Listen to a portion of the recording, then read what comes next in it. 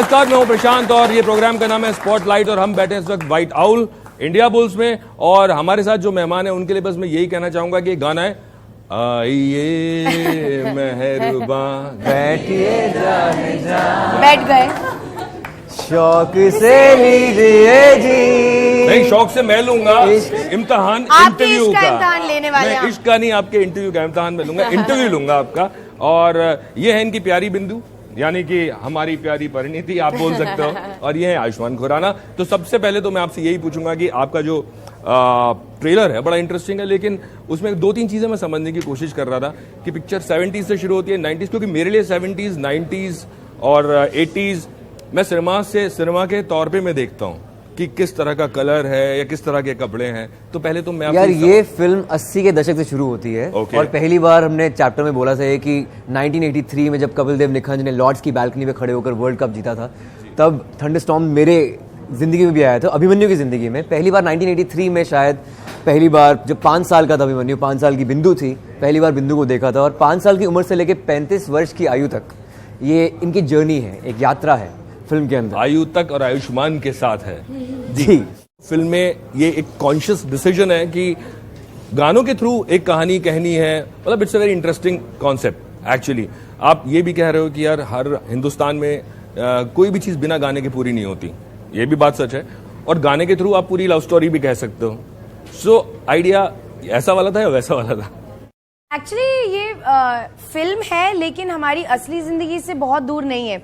हम सबकी लाइफ में ऐसे गाने हैं जिनसे हमारी मेमोरीज जुड़ी। हम बोलते हैं अरे ये मेरा उस टाइम बॉयफ्रेंड होता था तो ये गाना है, अरे उस टाइम स्कूल जाती थी। बस गलत बात बोल दी मैंने। कौन सा गाना था वो? नहीं ऐसे सच में मैं अच्छा, गाना तो होगा, बॉयफ्रेंड नहीं होगा तो चलिए गाना तो होगा। क्या पढ़े सर उसमें हम बहुत गाने हैं। अच्छा, मतलब डिफरेंट चीजें। मतलब अभी भी मेरे को हर गाने के साथ कुछ ना कुछ मेमोरी है। किस टाइम पे आपने सुना, आप उस टाइम क्या काम कर रहे थे, आप उस टाइम स्कूल में थे, आप उस टाइम कहीं ट्रैवल कर रहे थे, कुछ ना कुछ यादें जुड़ी है। तो वो कॉन्सेप्ट को यूज करके एक फिल्म बनाने में दैट्स द थिंग जिससे हम लोग कनेक्ट हुए थे जब हमने स्क्रिप्ट पढ़ी थी। एंड आई थिंक ऑडियंस भी ऐसे ही कनेक्ट करेगी, क्योंकि जब वो फिल्म देखेगी उनको लगेगा कि ये गाना मुझसे भी जुड़ा हुआ है, या ये जो अभिमन्यु और बिंदु ने किया ये मैंने भी किया हुआ है। वो रिलेटेबिलिटी फैक्टर बहुत है जी। नहीं, मेरी बात तो ये है कि मैं तो 70 से लेके 80-90 अभी का थोड़ा कम है, बट वो गानों में अगर मैं सुनता हूँ तो मैं कहीं दूसरी दुनिया में चला जाता हूँ। क्योंकि अगर मैं बोल रहा हूँ तो मैं अपनी इनको उम्र भी बता रहा हूँ कि मैं किस उम्र में हूँ। ये लोग इतने पुराने नहीं है। खैर, तो एक और चीज है कि उस वक्त का जो इश्क होता था 83 की हम बात करें, 83 से पहले का जो इश्क होता था, वो फिल्म में भी अगर आप देखें तो उसमें पूरी फिल्म में जो बेचारा हीरो था वो हीरोइन के पीछे भागता रहता था और हीरोइन नहीं मिलती थी। अब थोड़ा उल्टा हो गया। तो अगर आप उल्टा, हाँ मतलब क्या है? मतलब ये कि अब शुरू हो गया कि ब्रेक से तो बात शुरू होती है। सारी फिल्में देखिए ब्रेक के बाद, ब्रेक के क्या है, और कितनी सारी फिल्में ब्रेक के ऊपर।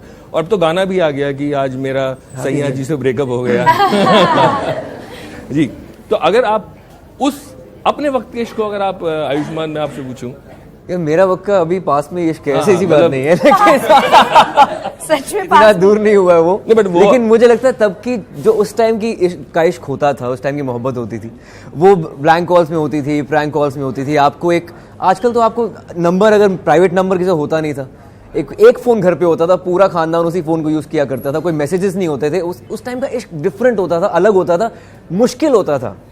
मतलब आप खत लिखते थे, हैंड रिटन लेटर्स होते थे। आयुष्मान के एक्सप्रेशन देखिए आप। अरे वो उसकी बात ही कुछ और थी जी। आजकल तो बहुत आसानी से लड़कियां नहीं पढ़ी तुझसे।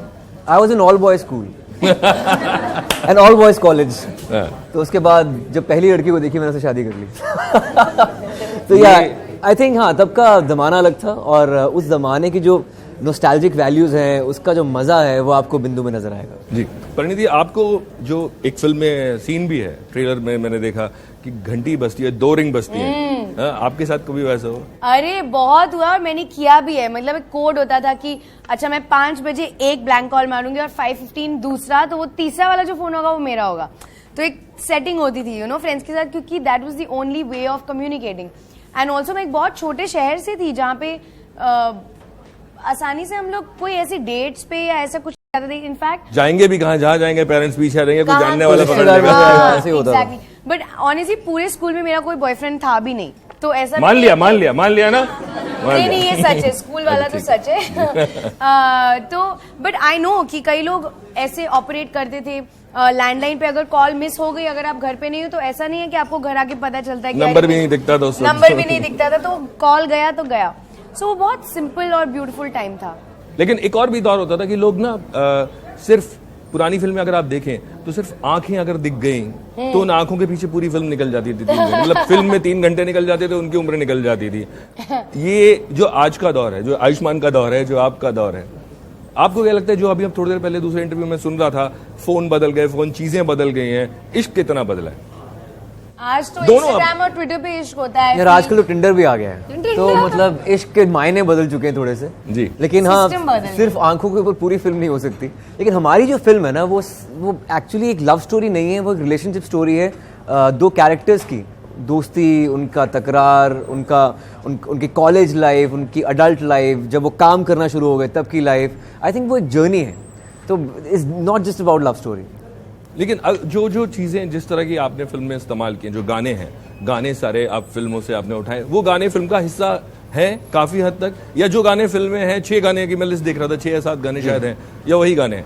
ऑफ कोर्स पुराने गाने हैं फिल्म के अंदर, 8 कम से कम 8 पुराने गाने हैं इस फिल्म के अंदर। सिर्फ मतलब आयुष्मान परिणीति नहीं है, लता दी भी हैं, किशोरदा भी हैं, मोहम्मद रफी भी हैं, आशा ताई भी हैं, सब हैं यहाँ पर। ये सब एक कैरेक्टर है फिल्म का, ये सब लेजेंडरी सिंगर्स हमारे देश के। जी, मगर मैं आपसे पूछूं, ये लेजेंडरी सिंगर्स, आप किसके सिंगर के सबसे ज्यादा फैन रहे?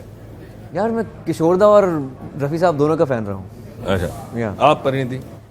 लता दी एंड मेल्स में मुकेश। और म्यूजिक डायरेक्टर्स में अगर मैं बात करूं तो एक हर म्यूजिक डायरेक्टर का एक अलग ना तरीका होता था। आप उनका म्यूजिक सुन के आप बता देते, बिल्कुल, है ना? तो जैसे ओपी नेर साहब की बात होती थी थोड़ी देर पहले, तो परिणीति आपको याद है कि ओपी नेर साहब का क्या ट्रेडमार्क होता था? बताओ यार। उन प्रकाशन का होता था घोड़े की आवाज, हाँ। जी। सुना, आपने सुना? वाह क्या बात है। नहीं, अभी मैं सुन रहा था कि यही तो जैसे आइए मेहरबान टक टक टक टक टक नहीं, वो एक अलग चीज होती थी। वो पर वो एक्चुअली प्रकाशन में यूज होता है ना, ताप भी प्रकाशन यूज करते हैं, उनका प्रकाशन का एलिमेंट्स काफी स्ट्रांग होते थे। ही था वो, लेकिन जो इंस्ट्रूमेंट था वो कुछ और कहा जाता था। तो हर फिल्म में आप ओपी नेर के हर म्यूजिक में आप देखेंगे वो टक टक टक टक। बट आप अगर किसी गाने से इस फिल्म को अगर आप एक गाने में डिफाइन करना चाहें तो कौन से गाने से डिफाइन करेंगे इस फिल्म को? इस फिल्म के यार वही तो है, मेरी प्यारी बिंदु मेरी भोली बिंदु। फिल्म का जब टाइटल ही वही है, उसको अभिमन्यु को अपनी पड़ोसन से प्यार है, तो डेफिनेशन तो आपको टाइटल में मिल गई। यानी कि पड़ोसन गाना भी पड़ोसन से है, और मेरी पड़ोसन से ही मुझे प्यार है, तो इसलिए मेरी प्यारी बिंदु। परिणीति, आप जब फिल्म का टीजर वगैरह आ रहे थे, आपने भी एक गाना गा के अपनी आवाज में भी ट्वीट किया। आई थिंक प्रियंका ने उस पर काफी तारीफ भी की। जाहिर सी बात है, बहने तो इसलिए की है, मगर बतौर एक्ट्रेस बाकी और किस किस ने आपकी तारीफ की? क्योंकि जो और जितने भी एक्ट्रेस हैं इंडस्ट्री में, आई थिंक कटरीना ने भी शायद कुछ बोला। या कटरीना, वो हम लोग बहुत क्लोज हैं। कटरीना, आलिया, हम लोग सब अमेरिका गए थे। पिक्चर भी देख रहा था मैं भी।